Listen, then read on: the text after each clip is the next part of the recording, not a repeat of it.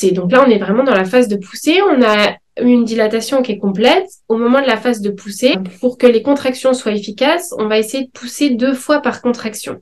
Chaque contraction à ce moment-là dure environ une trentaine de secondes. Si vous êtes sous péridurale et que la contraction est difficilement ressentie, vous allez forcément avoir le monitoring. Donc vous allez le voir sur un écran, la sage-femme va vous le dire.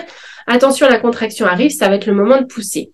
Mais si vous êtes sur un accouchement qui n'a pas de péridurale, on va tout à fait sentir que la contraction commence à monter, et c'est à ce moment-là qu'il va falloir pousser. On ne pousse qu'en respirant. Ça veut dire que j'inspire, je bloque ma respiration et à ce moment-là, je me mets à pousser. Ça, c'est fini, c'est interdit. On s'est rendu compte que, c'est ce que je vous disais, si je suis pas en train de respirer, je vais pas avoir une contraction correcte de mes abdos.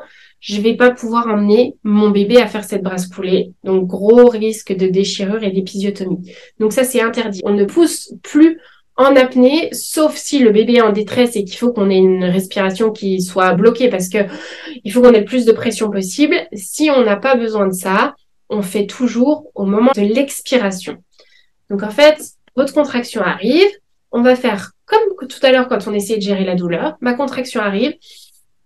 J'inspire le plus fort possible, je monte l'air, je prends l'air dans ma poitrine, je prends l'air dans ma cage thoracique, dans mes épaules. Ça me permet d'avoir déjà un petit piston avec mon diaphragme qui va commencer à pousser mon bébé. Et au moment de souffler, je vais basculer mon bassin. C'est vraiment le même principe que ce qu'on a fait tout à l'heure, sauf que on va avoir une pression qui est un petit peu plus importante au moment où je souffle. Et là, du coup, au moment où je souffle, je vais basculer mon bassin pour emmener mon bébé faire ma brasse coulée. Et je vais souffler le plus fort possible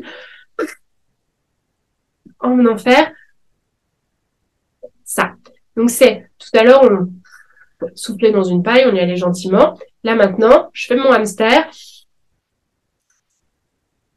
Je dois vraiment gonfler mon ballon de baudruche qui est super difficile à gonfler. Si vous voulez vous entraîner, vous pouvez vous entraîner avec un ballon de baudruche. Vous pouvez même amener le ballon de baudruche à l'hôpital pour souffler dedans au moment où vous voulez pousser. Ça sera encore plus de résistance que le poing. Ça sera encore plus facile à sentir. Mais sinon, on fait ça. Et en fait, au moment où on fait ça, on va avoir la contraction des muscles abdos qui va emmener mon bébé faire cette brasse coulée. Donc, contraction arrive, je prends de l'air, j'inspire fort, fort, fort pendant 5-6 secondes, le plus possible. Et ensuite, je vais souffler dans mon poing en basculant mon bassin ici. Et là, je vais essayer de le faire le plus longtemps possible. Je vais essayer de souffler pendant une dizaine de secondes. Plus on souffle longtemps, plus on va avoir le bébé qui va descendre, descendre, descendre, descendre, descendre, descendre, descendre. Quand je m'arrête, je réinspire, il s'arrête. Je souffle et continue à descendre, descendre, descendre, descendre, descendre, et ainsi de suite.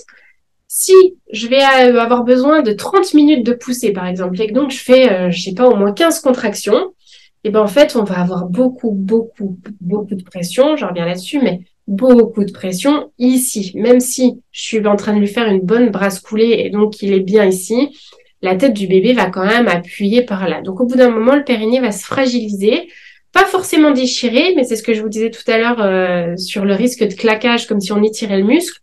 Quand on a eu des précédentes épisions et déchirures, eh ben on risque la même chose. On va étirer les muscles et du coup, derrière, on n'arrivera plus à les contracter.